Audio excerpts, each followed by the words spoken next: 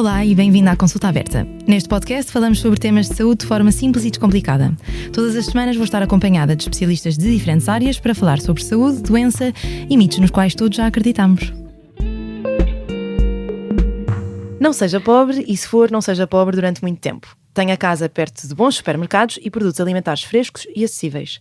Tenha casa num bairro seguro, com parques e espaços verdes. Trabalhe num local onde se sente recompensado e respeitado, com uma boa compensação financeira. Se trabalha, não seja despedido, tenha uma família próspera, vá de férias em família com todos os benefícios a que tem direito, não viva numa casa com umidade ou perto de zonas poluídas, saiba como preencher burocracias complexas para garantir que tem acesso a apoios sociais e tenha um carro se a rede de transportes não for acessível. Uma vida saudável requer bem mais do que fazer exercício, comer bem e dormir bem. E esta é, segundo Dave Gordon, a lista de coisas que os médicos não nos dizem, mas que têm um grande impacto na nossa saúde. Para falar sobre determinantes sociais de saúde e prescrição social e como o nosso contexto social tem tanto impacto na saúde, tenho comigo o médico de família Cristiano Figueiredo, cofundador do primeiro projeto de prescrição social em Portugal, e Rita Abcacis, a sua interna de formação específica.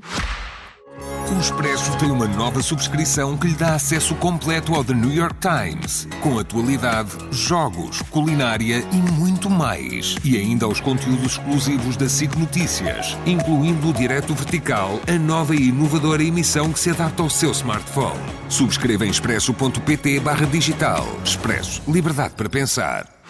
Olá, bem-vindos. Olá. Muito obrigado. Obrigada. Comecei aqui de uma forma um bocadinho provocadora, mas porque, na verdade, isto foi são umas 10 recomendações que eu li num livro que se chama The Health Gap, do Michael Marmot, e que de repente me abriram um bocadinho os olhos, porque eu sempre fui muito adepta de falar de estilos de vida, da importância de facto de comermos saudável, e que continua a ser super importante, mas o que fui sentindo à medida que fui estudando cada vez mais sobre isto, que são as determinantes sociais de saúde, foi que de facto é um bocadinho ingrato a alguns utentes recomendar alguns destes estilos de vida, sabendo que isto é uma parte mais pequena do que aquilo que eu achava, não é? Então, se calhar, Cristiana, até começo por te perguntar o que é que são estas determinantes sociais de saúde.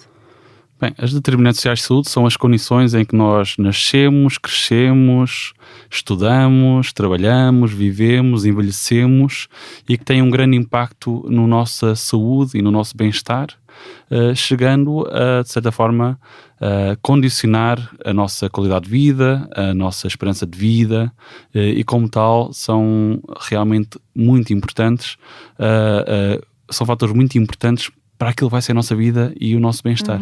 E tu, como médica de família, porque uma das estatísticas que eu acho interessante até é que cerca de 80% do estado de saúde de uma pessoa depende das suas condições de vida, não é? Portanto, Exato. Muito mais do que aquilo, às vezes determina mais o sítio onde nasces do que propriamente as escolhas que vais fazendo, não é? Tu notas isto em consulta, ou seja, o que é que leva os doentes à consulta? És médico de família na Baixa, não é? Na USF Sim, na Baixa, que é uma zona também com uma população muito diversa. O que é que tu notas que de facto leva os doentes à consulta? É assim, de facto as pessoas tipicamente recorrem ao médico quando têm alguma queixa física ou de saúde mental, ou então quando têm algum nível de autocuidado e tempo para isso e disponibilidade para isso, para consultas de vigilância, não é? Mas por trás dessas queixas físicas e às vezes mais emocionais, muitas vezes estão contextos de vida muito difíceis. Portanto, o que traz a pessoa é o sintoma, mas a causa do sintoma muitas vezes tem uma causa social, familiar, e torna-se tudo um bocadinho mais complexo. Muitas vezes não temos essa curiosidade de ir para além do sintoma e até simplesmente associamos que, olha, está simplesmente com problemas a dormir, ou está com dores de costas, ou anda com palpitações e sentir o coração um bocado descontrolado. Mas quando perdemos algum tempo a falar com a pessoa, e sobretudo se tivermos uma relação de continuidade com ela, isto é, não for a primeira vez que vemos aquela pessoa, sabemos que vamos ver aquela pessoa ao longo do tempo, é o nosso papel médico de família, começamos a conhecer estas condições que potenciam ou então protegem a pessoa da doença. E muitas vezes as pessoas que apresentam com mais doença e que são mais utilizadoras têm de facto mais doença e têm condições sociais que empurram por esse caminho, não é? Sim, eu acho um dos exemplos que ele dá logo no início do livro, que eu gosto muito, é um bocadinho de uma... No fundo é tu veres a pessoa como um todo, e Rita, eu sei que também gostas muito desta área, mas é isso, é de um exemplo de uma pessoa que tem uma depressão e que no fundo vive em casa sozinha, que é dependente de alguém com um grande problema com o álcool e que portanto é violento, e esta pessoa eu estou a tentar, não é, medicar, a dizer para ir à psicóloga, mas no fundo eu não estou a resolver a base do seu problema, que é a condição em que vive, e portanto fica um bocadinho difícil. Tu notas isto em consulta e é uma preocupação que tens, Rita, de tentar olhar para a pessoa para além do que atrás, não é? Ou seja, para além da depressão ou da dor, ou das palpitações. Sim, eu acho que nós, agora falando também como médica em formação e talvez pensando um bocadinho nas pessoas que trabalham nas equipas de saúde que estão também numa formação exigente, às vezes é exigido de nós que façamos as coisas de uma forma muito protocolada e portanto temos quase uma checklist a dizer devemos dizer isto e isto e isto para tocar em todos os pontos, exatamente, e portanto eu estou na consulta, é-nos ensinado que eu devo estar na consulta a pensar, não posso esquecer disto e não posso esquecer disto, isto é chamada agenda do médico, não é? E durante a formação esta agenda do médico é um pilar daquilo que nós temos que aprender e que devemos saber no fim da formação para sermos bons médicos. E o que eu tenho aprendido com a prática e também com a sorte de ter tido o Cristiano como orientador e trabalhar nesta unidade onde trabalhamos, é que nós muitas vezes fizemos a nossa checklist certinha, não vamos ter os resultados que eram esperados. E isto depois às vezes leva a alguma frustração da parte do médico que pensa, então, mas eu fiz as coisas que devia fazer e de alguma forma sentimos uma tendência, ou existe uma tendência do sistema de culpabilizar até a pessoa, então eu passei isto mas a pessoa não comprou. Ou, então porquê é que não foi comer bem? Porquê é que não fez dieta? Porque então não fez os exames da última consulta e é assim, existe assim um bocadinho alguma tendência para fazer isto. Isto muitas vezes acontece porque nós não tiramos aquele tempo da consulta para fazer uma pergunta que faríamos a qualquer pessoa que conhecemos noutras circunstâncias, portanto tentar perceber o que é que aquela pessoa gosta de fazer, como é que aquela pessoa chegou hoje a esta consulta, veio de carro, veio de transportes, como é que esta pessoa vê o facto de ter que comprar medicação, será uma coisa que está disposta a fazer, ou que relação é que a pessoa tem com esta medicação que nós podemos não saber nesta consulta, será que esta pessoa uma vez já tentou tomar esta medicação e não correu bem, ou algum dos seus familiares, que crenças em saúde é que a pessoa tem, e às vezes eu tenho percebido que na minha consulta a forma de eu me relacionar melhor com os meus doentes e a forma de eu sentir que a minha consulta está a ter mais impacto é eu procurar tirar um bocadinho de tempo da consulta e se calhar talvez acrescentar a essa checklist a pergunta o que é que gosta de fazer, o que é que para si lhe dá energia, porque no fundo nós como médicos temos o papel de promover a saúde e a promoção da saúde às vezes é muito para lá do que acontece no consultório. Sim, 100%. Para nós podermos intervir aí, acho que temos que perguntar um bocadinho sobre o que é que acontece na vida da pessoa para além do que acontece aqui neste e acho que uma boa maneira de pensar nisto quer dizer, nunca tive, os doentes às vezes veem as análises e elas estão bem, ficam contentes, mas não é, nunca é assim a fonte de felicidade, não é? E a verdadeira fonte de felicidade às vezes é outra, e eu acho que é isso, eu falo muito dessa pergunta que faço, não é? É um bocadinho o que estás a dizer, o que é que gosta de fazer, o que é que lhe dá qualidade de vida. Eu acho que realmente é aí que tu descobres um bocadinho quem são estas pessoas, não é? E às vezes estás muito preocupado com a tensão arterial e com como é que está a diabetes, mas o que realmente preocupa aquela pessoa é o tio que está desempregado ou o facto do filho estar numa relação tóxica. E eu acho que essas perguntas nos permitem conhecer muito mais as pessoas e perceber também que de facto o contexto social tem imenso impacto no dia-a-dia, muito mais às vezes do que essa parte mais de saúde física, não é? É muito interessante, até começaste a dizer, às vezes temos a tendência de julgar as pessoas por não aderirem a algumas mudanças no estilo de vida, sei lá, porque é que afinal não está a caminhar meia hora por dia, 5 dias por semana, porque é que não tem cuidados a comer mais frutas, saladas, reduzir os hidratos de carbono. Mas de facto estes estilos de vida a nível de saúde pública apenas contribuem para cerca de 30% dos resultados em saúde. E nós, enquanto médicos, muitas vezes é a única dimensão em que entramos na vida pessoal das pessoas. Esquecemos o resto. Esquecemos onde é que a pessoa cresceu, porque é que vive naquele lugar, com quem é que vive, como é que é a sua vizinhança, se sente seguro ou não, se tem uma boa relação com os seus vizinhos, se tem vizinhos. Esquecemos muitas vezes também quantos anos é que aquela pessoa estudou, que nível de formação é que tem, se está satisfeita no trabalho, se tem um trabalho estável ou não, com um contrato a prazo ou um contrato mais a tempo indeterminado. Se gosta do trabalho que tem. Se gosta do trabalho que tem, sente-se compensada, se tem uma boa relação laboral com colegas e com o patrão. E honestamente, nestas perguntas muitas vezes encontramos imensas causas para pessoas que andam mais ansiosas, mais deprimidas. Honestamente, pessoas em idade ativa ficarem de baixa, a maior parte das vezes é por 2 ou 3 coisas, é problemas musculoesqueléticos, isto é, dor lombar, dores nos ombros, tendinites de movimentos de repetição, pessoas que têm esse trabalho mais físico, mas depois também muitas pessoas estão com burnout, stress, depressão, e honestamente, muitas vezes a causa está no trabalho, nas relações laborais, na relação com o patrão, e depois, claro, a família, não é? E esses são pontos muito, muito importantes. Estes chamados fatores mais sociais e económicos contribuem no seu topo a cerca de 40% dos resultados em saúde. Portanto, podemos dizer 40% da qualidade de vida ou da saúde de uma pessoa. E tantas vezes esquecemos de perguntar isso, até porque não somos muitas vezes treinados a fazê-lo.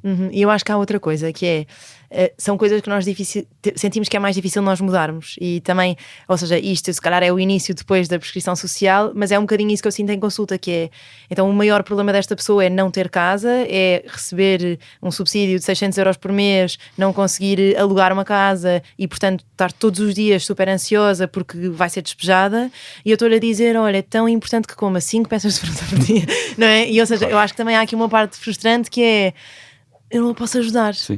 E eu acho que aí é que também mudar um bocadinho, pensar em termos de saúde pública e como o governo tem de nos apoiar um bocadinho nisto de perceber que o contexto é super importante, porque claro que é importante lutarmos pela comparticipação de atividade física, mas quer dizer, há tanta coisa antes que é estrutural e que está a determinar tanta saúde da população portuguesa, que temos também que começar por aí, não? E eu acho que é por ser frustrante que às vezes evitamos um bocadinho ir para aí, que é, ok, vou-lhe perguntar, então, e está satisfeito com a casa onde vive?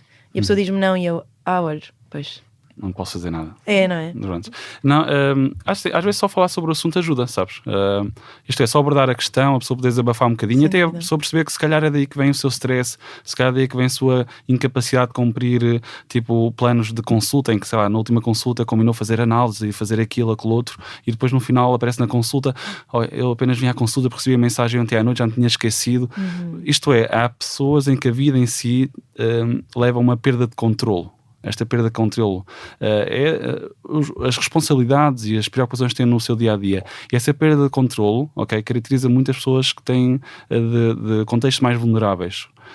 E esta perda de controle leva a uma coisa que é stress, aquele stress crónico. E esse stress crónico, claro que se manifesta com as nossas palpitações, às vezes ficam com suores, todo aquele sintoma, ansiedade, tudo isso, mas ao longo do tempo e mantida durante muito tempo, predispõe a pessoa a desenvolver aquelas doenças crónicas que todos conhecemos: hipertensão, diabetes, obesidade.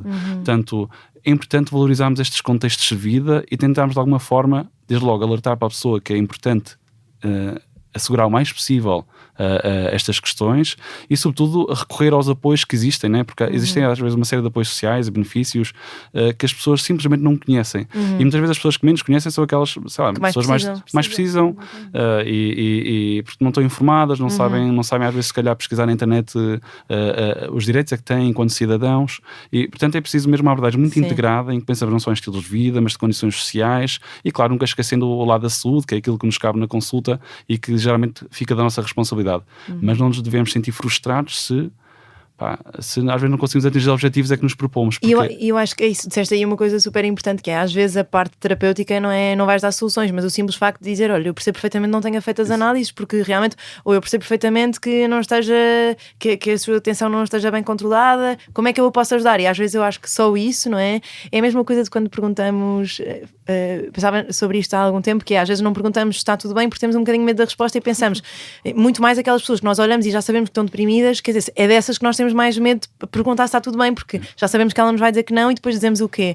Mas eu acho que às vezes é só ouvir, não é? Isso já é bastante terapêutico. Sim, só estar presente, às vezes se a pessoa tiver a sorte nos dias de hoje ter um médico de família ou algum médico que acompanha com alguma regularidade, um médico assistente, só aquela relação, só aquele espaço para falar de si, só saber que há alguém a quem pode recorrer se as coisas correrem pior, nem que seja só para falar sobre o assunto, às vezes já só por si basta.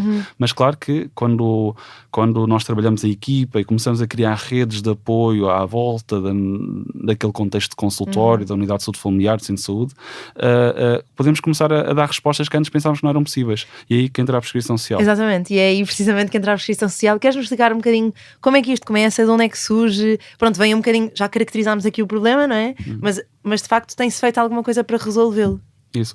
É muito interessante, trouxeste uma frase de um livro que é The Health Gap, ok? E essa frase foi escrita por um médico de saúde pública, Michael Marmot, muito conhecido, que foi responsável mais ou menos há 20 anos por uma equipa de trabalho da Organização Mundial de Saúde para estudar os chamados determinantes sociais de saúde. Okay. E como é que chegamos aqui? Mas de facto, a Inglaterra, desde há algum tempo, e eu falo de Inglaterra, foi lá que surgiu o conceito de prescrição social, se começou a falar das chamadas desigualdades em saúde. Isto é, porque é que algumas pessoas simplesmente vivem mais anos e outras vivem menos? Porque é que umas pessoas têm doenças crónicas aos 70 anos e outras têm aos 50? Porque é que umas pessoas são subutilizadoras de consultas e sobrecarregam muito o sistema de saúde, e nós sabemos que a sustentabilidade do sistema de saúde é uma preocupação de todos, e outras simplesmente parece que ficam saudáveis até aos 70 anos e... Não tem problema. Qual é que é o motivo? Né? O que é que está por trás disso? E ele estudou, está muito relacionado com os determinados sociais de saúde. E tal como em Portugal, o sistema de saúde, a nível dos centros de saúde, os médicos de família estão super sobrecarregados no Reino Unido, e eles começaram a pensar, ok, se calhar temos de tentar encontrar aqui soluções para sermos mais efetivos, mais eficientes, e também poupar um bocadinho esta classe profissional que está escassa e para não fugirem do sistema de saúde. Então eles começaram a vir com ideias da chamada prescrição social, isto é, eles perceberam que, foi um estudo feito há cerca de 10 anos, em que diziam que 20% do tempo de consulta dos médicos de família ingleses era passado a falar de questões sociais. Eu até acho pouco, sabes que eu vi essa estatística e pensei, não, é muito mais. Nós quando perguntamos às vezes isto, quando vamos fazer esta apresentação e deixamos o valor interrogado para as pessoas adivinharem, quase toda a gente diz mais. É verdade. Porquê? Estamos em Portugal, ok? O nosso tempo de consulta padrão são 20 minutos nos centros de saúde, com o médico de família, enquanto que em Inglaterra são 10 minutos. Portanto, aqueles 2 minutos em 10 minutos em Inglaterra realmente é um peso bem grande. E eles começaram a pensar, ok, estou aqui a falar na consulta de problemas de habitação, de emprego, de acesso a benefícios sociais, de isolamento social, nunca se esqueçam dessa parte de isolamento social. Se calhar mais vale encontrarmos um mecanismo para que a pessoa tenha o tempo necessário para falar destas questões com uma outra pessoa. E outra pessoa que tenha realmente soluções a oferecer. E assim surgiu a ideia de criar a prescrição social, isto é, uma forma em que o médico, o profissional de saúde identifica o problema, isolamento social, problemas de saúde mental, mas às vezes não são ainda doenças, são apenas o stress, alguns dias de maior tristeza, uma depressão ligeira, problemas a dormir, ou então problemas de a pessoa estar mais aflita a nível de questões económicas e não sabe os benefícios sociais é que tem direito. Os papéis é que tem de preencher, onde é que estão os formulários. Então, ou se quer preencher os formulários, porque diga-se que aquilo é de chinês, não é? É isso. A linguagem infelizmente, a linguagem do Estado ainda não está adaptada a nível de literacia mais baixo. Isto é, são realmente difíceis de compreender. Quem mais precisa não consegue. Isso. Basicamente. Não, até às vezes quem também não precisa, também não conseguiria. Sim. E mesmo pessoas com um curso superior às vezes ficam a olhar para aquilo e quase é preciso recorrer à inteligência artificial de sinais para perceber. As licenças de parentalidade são um ótimo exemplo, porque qualquer pessoa, é isso, por muito diferenciada que seja, eu acho que tentar perceber como é que funciona a licença de parentalidade e quanto é que é um bom exemplo, não é? Sim. E pronto, fazer com que as equipas de saúde estejam sensíveis a isso, mas ok, não esperar que elas estejam ali muito tempo a abordar esta questão, mas saberem que tem uma válvula de escape, isto é, podem propor à pessoa, ok, isto é um problema importante para si, e reconhecemos isso, e isto vai ter um impacto na sua saúde a longo prazo. Portanto, temos que fazer alguma coisa. Eu vou referenciar para um profissional, no nosso caso em Portugal seria o assistente social nos cuidados de saúde primários, foi assim que nós fizemos quando começámos o projeto em 2017, 2018, onde vais ter meia hora, 45 minutos só para abordar estas questões, e vai tentar perceber o que é realmente importante para si, qual é que é a sua prioridade, esquecemos os medicamentos nesse encontro, esquecemos de certa forma as suas doenças, e vai tentar encontrar um plano, alguma solução para essas questões que eu está a partilhar comigo. E assim surge. Depois, claro que não adianta ter um plano e ter essa pessoa se não criamos uma rede de respostas que existem na comunidade. E então, uma equipa que implementa a prescrição social e que oferece esse serviço tem que ter esse cuidado de desenvolver respostas ou procurar estas respostas na sua comunidade, que podem ajudar a pessoa simplesmente a resolver esses problemas que levou à consulta. Estamos a falar de coisas muito simples, muitas vezes serviços e atividades que existem nas nossas juntas de freguesia, porque em associações locais. Coisa, não é? Não, de facto, existe muita coisa disponível, só que não estão ligadas ao setor da saúde. As pessoas, os cidadãos não as conhecem, e os próprios profissionais de saúde que lidam com estas questões no seu dia-a-dia, acabam de ouvir estes pequenos problemas, não sabem exatamente que soluções é que existem na comunidade. Por isso é que é tão importante criar um sistema que organize tudo isto e que torne uma resposta mais eficaz para estas questões. E porque se perdem recursos, o que eu sinto muito agora que estou sempre... Eu estava a tentar, na minha zona, fazer meio um mapa de recursos sociais que existem. Boa. Mas o que eu já percebi... Sim, mas é difícil, porque ao mesmo tempo há muitas associações pequenas quase que não se conhecem entre si e às vezes estão a fazer a mesma coisa e se juntassem tinham um bocadinho mais de poder, não é? E de financiamento. Sim. Ou seja, às vezes, como não há assim tanta divulgação, como é difícil, quer dizer, tu queres procurar recursos e não há assim tipo um sítio que te diga, olha, o teu problema é teres uma pessoa isolada, o problema é queres pôr a pessoa a aprender sobre costura, então há estes recursos gratuitos e não há assim um sítio muito fácil e muito acessível que te diga isso tudo, e às vezes é isso, se houvesse mais comunicação, mais divulgação, se calhar logo aí era um bocadinho mais... Nós tivemos a experiência de começar este projeto em 2017-18 foi muito gratificante na medida em que nós, como estávamos a tentar fazer algo de novo e que não tinha sido tentado antes, pelo menos nesse conceito de prescrição social, as pessoas vinham assim um bocadinho à descoberta e estas pessoas que trabalham mais neste setor mais social da comunidade frequentemente eram surpreendidas com o facto de elas próprias não conheciam o que havia no seu território, elas próprias não tinham não tinham estabelecido ligações ou relações com outras instituições locais. Então aquilo que nós fomos fazendo ao longo do tempo foi fazendo reuniões regulares na comunidade, abertas a toda a gente podia aparecer e nessas reuniões iam aparecendo diferentes associações, diferentes entidades. Também queriam dar a conhecer que tinha a dar a conhecer Não, honestamente aquilo era nós íamos lá apresentar, ok, isto é o que acontece no nosso centro de saúde, estamos preocupados com estas problemáticas nas nossas consultas, o que é que existe aí fora na comunidade que possam ajudar os nossos utentes, as pessoas. E simplesmente muitas vezes existiam já respostas organizadas, às vezes até andava à procura de beneficiários porque não conseguiam chegar às pessoas e nós conseguimos ajudar a chegar a essas pessoas. Portanto, simplesmente é ligar os pontos, ligar as coisas que estão disponíveis. Na prática, portanto, em Portugal já explicaste que isto é uma assistente social, portanto, vocês referenciam, não é? E vocês têm mesmo no programa médico, têm ali uma parte onde podem referenciar para a prescrição social. E depois há esta tal consulta onde vão falar sobre estas iniciativas que existem na comunidade, eventuais apoios. Mas, por acaso, eu hoje fui falar com a minha assistente social, com a assistente social do meu centro de saúde, e fui-lhe perguntar, olha, por curiosidade, a quantos utentes é que dá a resposta? E fiquei chocada por saber que uma assistente social, na minha OLS, dá a resposta a mais de 10 mil utentes. E eu penso, não é? Como é que é possível? Ou seja, se a minha lista tem menos de 2 mil utentes e eu já sinto que é impossível dar resposta atempada, como é que uma assistente social, com estas consultas que também requerem mais tempo, não podem ser consultas de 10 minutos, como é que é expectável que consiga pôr isto em prática, não é? É um excelente ponto para discutirmos.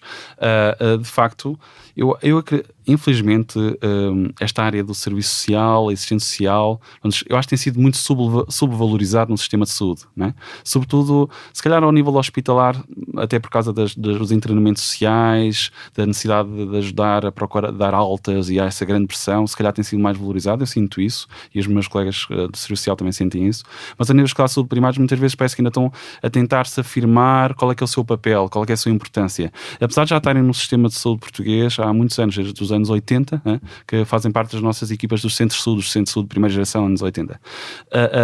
Mas de facto sempre foram subestimados, isto é, e sobredimensionados.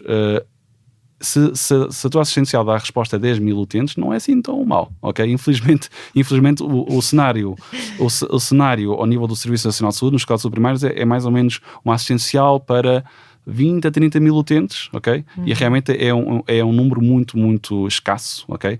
E nós, desde o primeiro dia em que começámos a implementar o projeto, sempre dissemos, é essencial termos recursos humanos suficientes, neste caso assistentes sociais suficientes, para assumir esta função de ligação à comunidade, para poder efetivamente dar resposta a estas questões sinalizadas pela prescrição social. Infelizmente ainda não conseguimos isso, mas houve um momento em que estivemos perto disso. Foi em 2021, houve uma resolução da Assembleia da República, por causa de políticas de saúde mental, em que se falava que devia-se investir no desenvolvimento de novos projetos de prescrição social, pronto, a nível nacional, sendo que para isso era necessário recrutar mais assistentes sociais. Ficou por uma resolução, não teve um fim, não se concretizou, mas de facto, para criarmos sistemas de saúde ou para criarmos essa capacidade de resposta na prescrição social, é essencial ter pessoas que possam assumir esta figura. Nós chamamos muitas vezes o prescritor social, e quem for assim mais interessado em literatura inglesa, eles chamam isto link workers, social prescribing link workers. Sim, até porque eu acho que muitas vezes as pessoas ouvem a prescrição social tem tido alguma atenção mediática nos últimos anos, que as pessoas acham interessante esta ideia do médico não prescrever só medicamentos e poder prescrever outras coisas, mas acho que aqui é importante destacar que a figura central e quem faz na verdade a ligação entre a pessoa e as atividades que existem na comunidade não é o médico, mas a assistente social. E portanto, apesar de a prescrição social ser no fundo uma ponte entre os cuidados de saúde e o setor social, é importante realçar que quem faz esta ponte na prática e quem tem este trabalho de encaminhamento, quem prescreve e quem faz depois o seguimento destes utentes, que é muito importante também avaliarmos não só quantas vezes é que prescrevemos, mas quantas vezes é que as pessoas de facto foram à consulta e quantas vezes é que as pessoas foram à primeira atividade.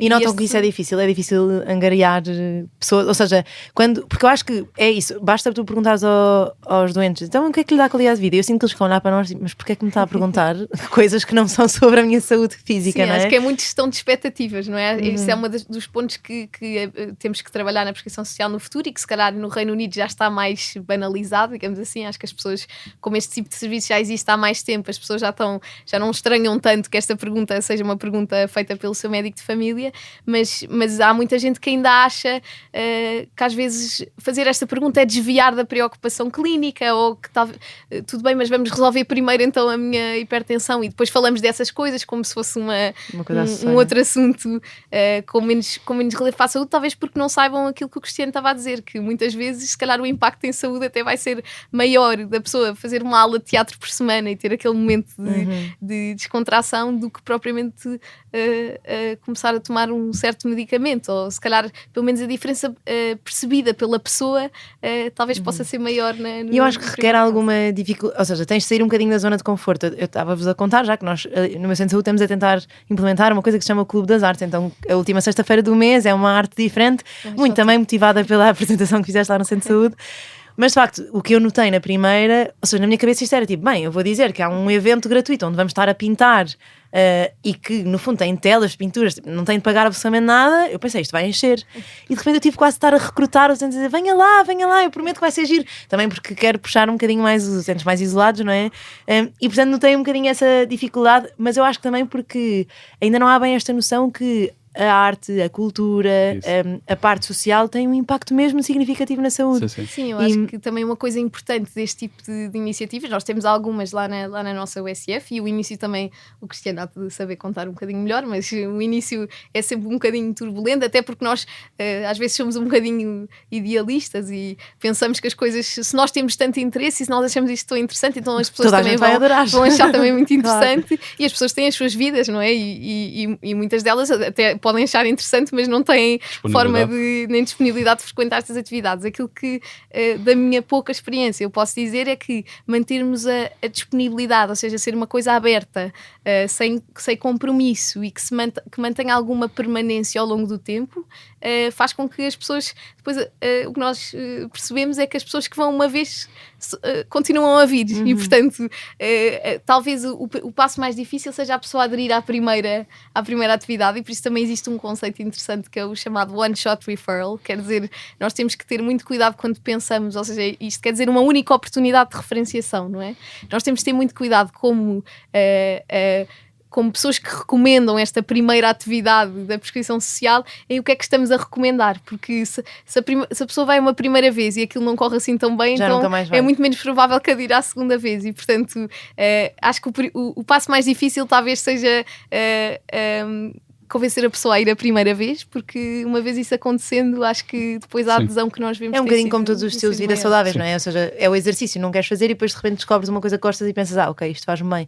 Mas conseguem-me dar exemplos mais práticos de coisas que fizeram na vossa USF e que se calhar assim alguma história de coisas que realmente vêm, e se calhar esse percurso também para motivar e para não ficar com pouca esperança, mas de como é que, às vezes o início é um bocadinho mais lento, mas que as coisas vão mudando, porque vocês agora têm tudo muito bem implementado, não é? É assim, nós lá no USF da Baixa sempre tentámos ter esta preocupação de oferecer coisas um bocadinho diferentes, fora da caixa, à comunidade, juntando as pessoas, deixando de ter medo dos próprios utentes virem à unidade sem ser para consultas de saúde. Isto é, disponibilizar, por exemplo, uma sala de reuniões para reunir, para apresentar coisas, para fazer um workshop de sopas, por exemplo, a pais, como preparar a sopa para o seu bebê. Sempre houve assim, a nível da equipa, esse cuidado. Não, o nosso centro de saúde é uma porta aberta e é para promover a saúde, é para tentar fazer mais do que consultas, não é? Por exemplo, uma das atividades que se tornou assim uma referência na nossa unidade é uma atividade chamada Walk with a Doc, tipo caminho com o médico, e é engraçado, pronto, comecei isso em novembro de 2017, penso eu, e ainda mantemos desde hoje caminhadas mensais, só parámos ali naquela altura da pandemia que não podíamos fazer isso, portanto já lá vão quase 9 anos, mas de facto às vezes estas coisas começam muito devagarinho, né?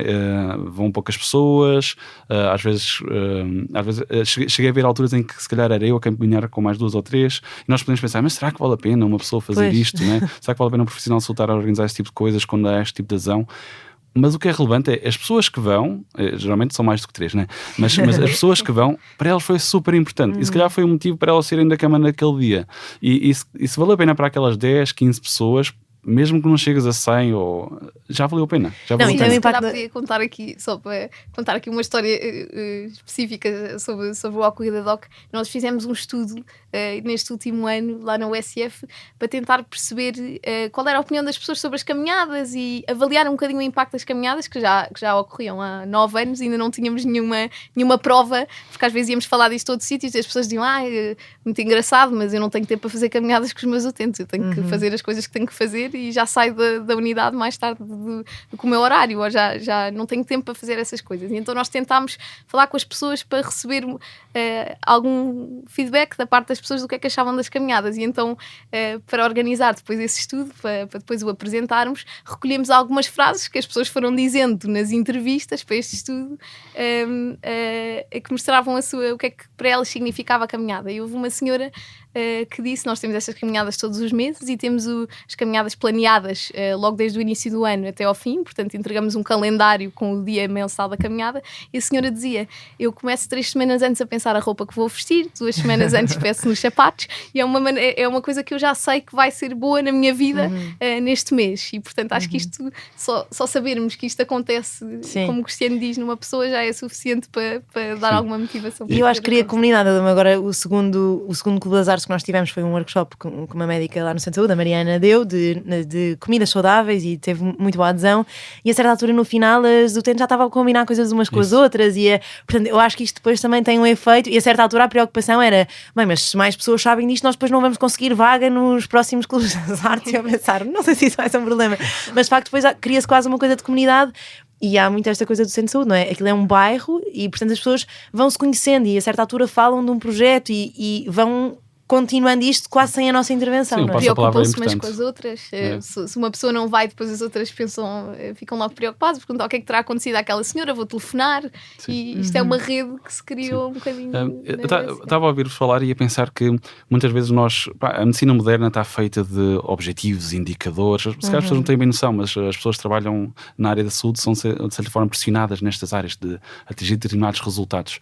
E às vezes coisas que não dependem diretamente daquele profissional, dependem da vida das pessoas, né? E das circunstâncias em que aquelas pessoas vivem, como nós falamos dos determinantes sociais.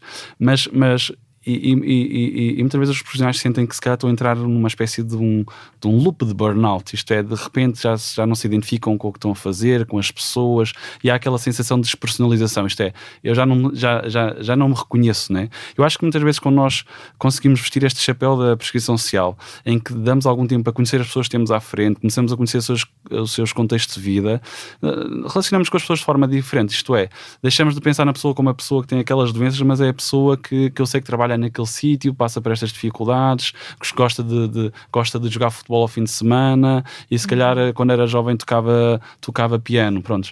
E nós quando começamos a conhecer esses contextos de vida, o nosso trabalho torna-se muito mais gratificante e muito mais pessoal, não é? Muito mais pessoal, criamos relações significativas com as pessoas e acho que dessas relações significativas é depois mais fácil propor, olha, e por que não se calhar tentar ir visitar um museu, e por que não... Eu acho que crias uma relação completamente diferente. Isto é 100% verdade. E eu acho que há aqui outra vertente, que é o que eu sinto muito com ser a médica de família no SNS, que é dar-nos muito propósito. E é uma relação muito bilateral, ou seja, a quantidade de vezes que eu entro de manhã e que estou cansada ou desmotivada com alguma coisa e que acabo o dia de consultas a pensar, bem, que sorte que conheci esta pessoa ou que esta pessoa me inspirou a fazer alguma coisa.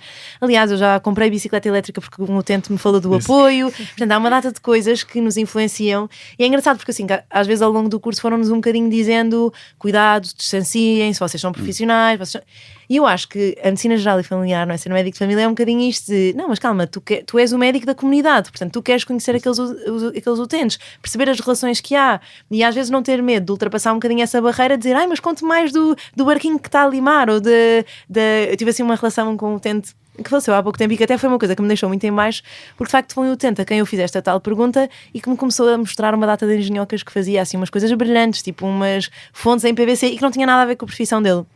E aquilo fez com que eu o conhecesse, mas de uma forma, ou seja, eu de repente passei de 2 anos em que estive a ver este utente em consultas e que pronto, não é? Sabia as tensões, para de facto conhecê-lo, saber o que é que ele gosta, o que é que lhe dá gozo, o que é que o faz feliz. E a forma como ele começou a vir às consultas, bem, não tem nada a ver. Ele vinha entusiasmado, ele queria contar umas coisas, E logo aí é muito mais fácil de repente falar sobre, olha, e não se esqueça que temos, o álcool é um tema e temos de reduzir aqui um bocadinho. Entrar nos temas difíceis, não é? Sim, exatamente. Também com muito mais respeito e empatia, não é? Isso faz muita diferença. Acho que é essencial. E realmente não devemos desanimar quando à primeira vez a pessoa não está disponível ou não quer, ou não, eu nunca fui para fazer, nunca quis fazer estas coisas, não sou muito de me encontrar com pessoas. Mas se calhar com o tempo vamos conseguir encontrar alguma solução que seja interessante para a pessoa. E não nos podemos esquecer que a prioridade é sempre focar aquilo que é importante para a pessoa. Não devemos impor nada, não devemos impor atividade física, não devemos impor cultura, não devemos impor a pessoa encontrar-se num grupo de pessoas, se calhar até nunca gostou disso. Devemos sempre conhecer a pessoa e perceber o que é importante para ela e o que é que para ela realmente podia ajudá-la a sentir-se melhor. Sim, isso é uma dificuldade. Eu acho que às vezes quando estás muito entusiasmada, de repente estás tipo, mas vá ao cinema, eu prometo, vais saber tão bem, vai gostar. E às vezes se calhar tipo, aquela pessoa não é isso, não é? E essa coisa de também perceberes o que é que é bom para aquela pessoa e não teres pressa também, não é? Porque às vezes nessa fase ainda não está e às vezes se insiste é isso, de repente não quer voltar, não é? É saber quanto devemos insistir e em que nível de preparação a pessoa está para mudar. E agora lembrei-me de uma coisa, falou-se aqui da importância da arte e da cultura. De facto, a Organização Mundial de Saúde lançou um relatório há uns anos atrás, na secção da Europa, que era a relação da arte e cultura, e tornou-se dos documentos com mais downloads na história da Organização Mundial de Saúde. Portanto, as pessoas realmente ficaram muito interessadas. E se há uma coisa que as pessoas, por exemplo, podem tirar desta nossa conversa, é que há bem pouco tempo, há mais ou menos um ano, o Ministério da Cultura permitiu que as pessoas fossem 52 dias por ano a vários monumentos nacionais. Os mais variados museus, monumentos nacionais. E a única coisa que é necessário é apresentar o cartão de cidadão e pronto, conta, em vez de ter 52 dias, passa a ter 51, imaginemos. E, portanto, não há desculpa para não ir procurar estes monumentos, estes museus. Isso pode fazer bem à pessoa, desde que a pessoa goste dessa ideia. Pelo menos experimente, não custa nada experimentar. Mas sabes que é engraçado, porque eu descobri isso uma vez a ir ao Museu dos Coches, porque ia pagar o bilhete e de repente disseram-me, não, isto tem os 52 dias. E pensei, mas como é que... Quer dizer, eu que adoro esta área, estou a descobrir isto, descobri agora há uns meses, e realmente às vezes eu acho que falta muita divulgação. E no outro dia também estava a tentar... Porque uma das coisas que eu pensei, há tantas sessões da tarde de cinema que não têm... que estão meio vazias, então porquê é que estas empresas que têm cinemas, porquê é que não disponibilizam, sei lá, na minha cabeça é básico, não é? Tipo, dão ao centro de saúde os bilhetes de sessões da tarde para estas pessoas que até têm esse horário e vêm, e de repente eu fiz uns stories e vi que as próprias marcas têm imenso interesse em apoiar, e às vezes é um bocadinho esta dificuldade em fazer a ligação de como é que pões isto em prática, não é? Sim, honestamente os nossos parceiros não se têm que restringir ao terceiro setor, ao setor social. Honestamente, empresas pelo mundo fora apoiam diferentes iniciativas de prescrição social, não só em respostas, por exemplo, deste um bom exemplo, até museus privados ou até teatros privados que queiram, sei lá, promover o seu serviço e fazer essa contribuição para a sua própria comunidade, mas também o papel, por exemplo, dessas empresas no papel da digitalização dos processos. Nós falamos disso um bocadinho. O mundo que nos rodeia é complexo, há muita coisa a acontecer à nossa volta, nas nossas comunidades, e mudam muito rápido, não é? Num mês há uma resposta, num mês há outra resposta, e torna-se muito difícil realmente ter a dimensão deste mapeamento que tu falaste há um bocadinho. O que é que existe à minha volta possa ajudar a minha pessoa a sentir-se isolada ou está-se a sentir sozinha? E aí entra aqui o papel o papel incrível que o meio digital pode ter, isto é, será que nós podíamos criar plataformas mais locais que agregassem todas estas respostas e onde nós conseguíssemos que, por exemplo, os próprios cidadãos tivessem acesso às respostas que têm gratuitas ou a baixo custo na sua área de residência, onde, por exemplo, os próprios médicos pudessem abrir e consultar e falar sobre esse assunto com os seus pacientes, onde, por exemplo, os assistentes sociais pudessem, através desta plataforma, referenciar diferentes tipos de respostas. Essa parte digital, isto é tornar isto um bocadinho mais moderno, este conceito, é essencial, tem sido feito um bocadinho pelo mundo fora. Aqui existem alguns projetos em Portugal, no Norte e também na zona do Alentejo, que estão a tentar e estão a conseguir digitalizar um bocadinho este processo, mas eu acho que há aqui uma grande oportunidade até para o setor empresarial, se não valeria a pena investir neste tipo de soluções digitais. E essa era uma pergunta agora que eu vos queria fazer, que é, o que é que, portanto, com a realidade que temos atualmente, e já falaram aqui um bocadinho deste projeto, e eu acho que é uma coisa que de facto tem tido cada vez mais visibilidade, mas o que é que pode fazer diferença e o que é que esperam que mude na prescrição social e que apoios práticos é que precisam para isto crescer e chegar a mais gente? Eu acho que como já também dissemos ao longo da conversa, mais recursos humanos é essencial, sobretudo mais assistentes sociais, e acho que também isto de que o Cristiano falou, da plataforma, uma plataforma que agregasse, agora que já com os meios digitais que temos, toda esta informação, era útil em vários pontos. Era útil para as pessoas porque as pessoas poderiam ter acesso e saber, não necessariamente como um profissional de saúde ou como parte oficial de uma equipa de prescrição social, mas a pessoa, como cidadão, saber que respostas é que existem para si própria ou para recomendar a outras pessoas e pudesse, através desta plataforma agregadora, saber quais é que eram os critérios de acesso a este tipo de atividade, quais é que seriam os custos, uma pessoa de contacto. Muitas vezes acontece, por exemplo, pais à procura de atividade física para crianças que seja a um custo reduzido e que não sabem a quem é que se devem dirigir, depois os pais também têm vidas ocupadas e às vezes pode ser difícil, portanto ter esta centralização seria boa na perspectiva do próprio utente nesse sentido.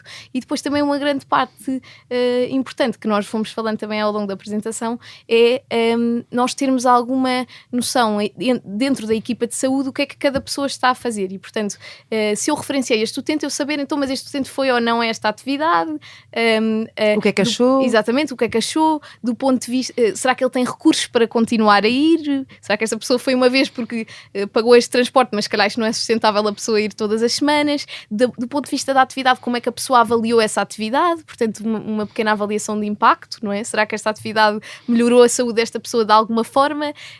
E isso podia constituir um indicador de saúde, não é? Se nós tivéssemos uma plataforma em que isto fosse possível e a pessoa recebesse, por exemplo, um lembrete a dizer, olha, participou nesta atividade, avalie, assim como fazemos para tantas outras coisas, e que isso pudesse informar o sistema de saúde e pudesse informar também os decisores políticos, porque é uma forma de nós conseguirmos perceber em que é que vale a pena investir, não é? As coisas que estão a funcionar ou que não estão a funcionar.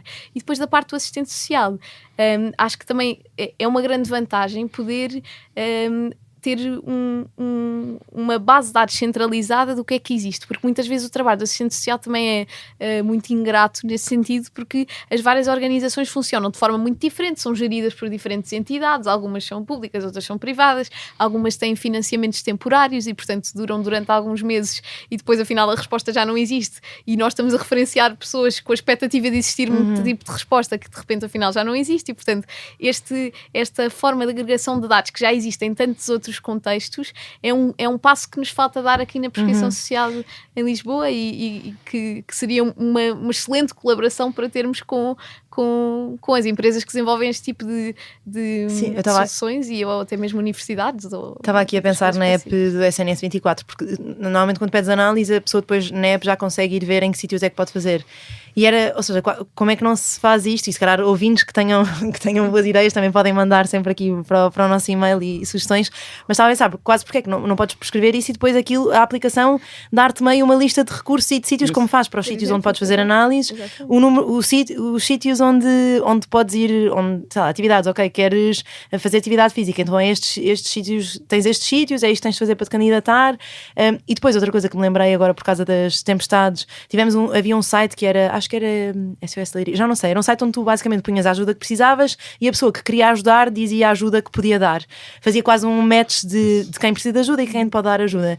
E haver também, assim, quase um site onde tu podes pôr as tuas necessidades sociais e depois do outro lado tens quem está lá para ajudar e pode ajudar, seja estas associações, não é? Se calhar era uma forma... Isso podia ser uma colaboração não só, da parte do setor de saúde, mas também das autarquias, portanto os governos regionais, quem na verdade mapeia o território e tem essa facilidade e esse privilégio de poder coordenar várias associações dentro do território, seria um parceiro importante também neste tipo de resposta. Eu honestamente até penso mais a nível de políticas nacionais, porque Portugal é conhecido a nível europeu por investir muito pouco dinheiro naquilo que nós chamamos de promoção de saúde, isto é, manter as pessoas saudáveis ou então fazer com que as pessoas que já têm alguma doença crónica estejam o melhor possível, o mais tempo possível, né? E às vezes estamos a pensar, bem, como é que vamos investir neste tipo de coisas? Temos que gastar mais dinheiro nestas situações e se honestamente não saibam onde gastar, aí está uma boa solução. Isto é, nas vossas comunidades existem, nas nossas comunidades, no nosso país existem imensas respostas disponíveis para melhorar a saúde dos nossos utentes, dos utilizadores do SNS. Às vezes é só preciso agregá-las, mapeá-las, centralizá-las numa plataforma e eventualmente através dessa plataforma perceber quais é que têm mais sucesso, quais é que têm maior impacto, investir mais nessas e espalhar estas boas práticas pelo país fora. Se calhar assim nós conseguimos subir sem sem assim tanta dificuldade nesse mau ranking de Portugal de investir pouco em promoção de saúde e gastar demasiado dinheiro nos hospitais. E às vezes mais do que estes indicadores de saúde, até que falavas, esta questão da qualidade de vida, não é? Das pessoas viverem felizes, porque eu acho que isso é uma pergunta importante, não é?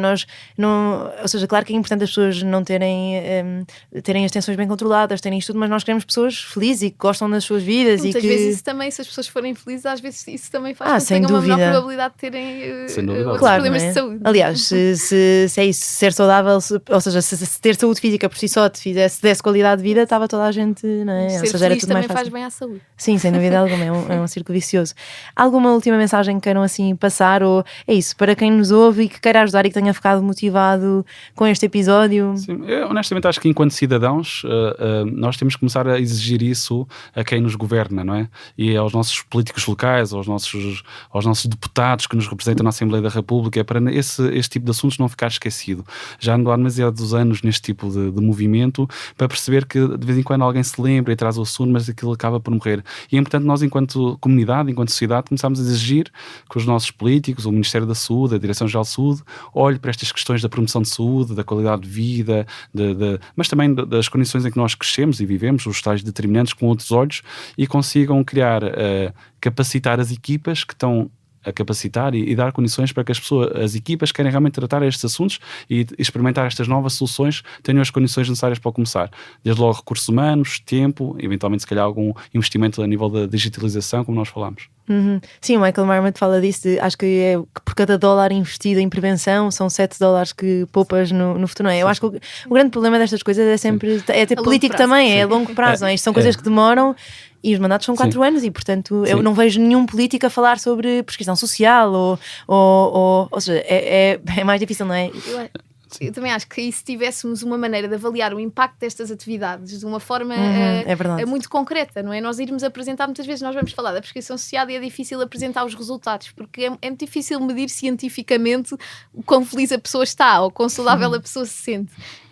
Mas se nós tivermos agora com esta ajuda toda que temos e este grande avanço de tecnologia que temos tido, se tivéssemos um esforço para quantificar e de uma forma até qualitativa medir o impacto destas atividades, acho que era muito mais fácil convencer as pessoas e os governos a financiá-las. Sim, e há coisas a acontecer. A Escola Nacional de Saúde Pública organizou uma rede portuguesa de prescrição social, tem vários trabalhos de investigação a decorrer, mas honestamente torna-se tudo muito mais fácil quando há uma sinergia entre as políticas nacionais, regionais, as iniciativas locais e quando existe apoio efetivo para que estas ideias sejam implementadas no terreno. Só para trazer aqui um exemplo muito engraçado, no Reino Unido houve um projeto, no norte do Reino Unido, assim, que ganhou bastante fama, em que foi usado os chamados títulos de impacto social, isto é, eram empresas privadas que investiam neste tipo de soluções, mas com indicadores de resultados. E se, por exemplo, um serviço de prescrição social conseguisse melhorar, por exemplo, a qualidade de vida das pessoas, conseguisse melhorar os seus índices de bem-estar ou então reduzir a sua ida às urgências,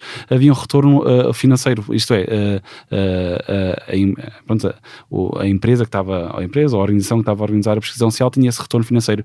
É muito interessante quando se começa a juntar no mesmo conceito de diferentes mentalidades de investimento público, mas também privado, algum risco. Honestamente, temos de tentar coisas novas. Sem dúvida alguma. Eu acho que algumas empresas, aliás, as empresas privadas às vezes até já começam a fazer isto, investir mais na cultura, no bem-estar dos seus trabalhadores, porque veem que tem impacto na produtividade, não é? E só as horas e a quantidade de tempo que estás à frente do ecrã determinassem a tua produtividade, então nós tínhamos ótimos índices de produtividade, que não é uma realidade em Portugal, porque nós trabalhamos muitas horas, mas somos pouco produtivos.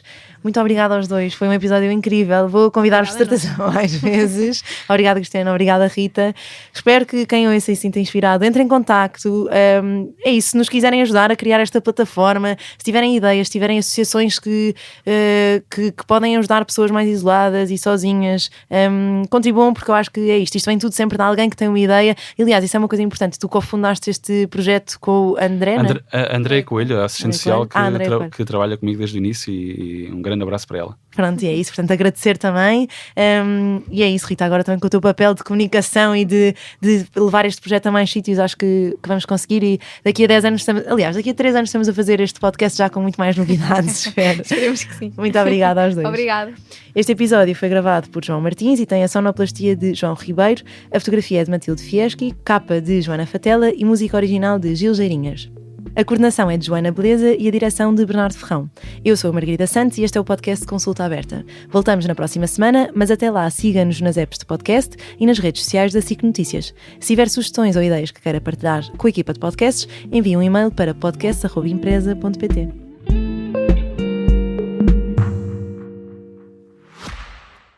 O Expresso tem uma nova subscrição que lhe dá acesso completo ao The New York Times, com atualidade, jogos, culinária e muito mais. E ainda aos conteúdos exclusivos da SIC Notícias, incluindo o Direto Vertical, a nova e inovadora emissão que se adapta ao seu smartphone. Subscreva em expresso.pt/digital. Expresso. Liberdade para pensar.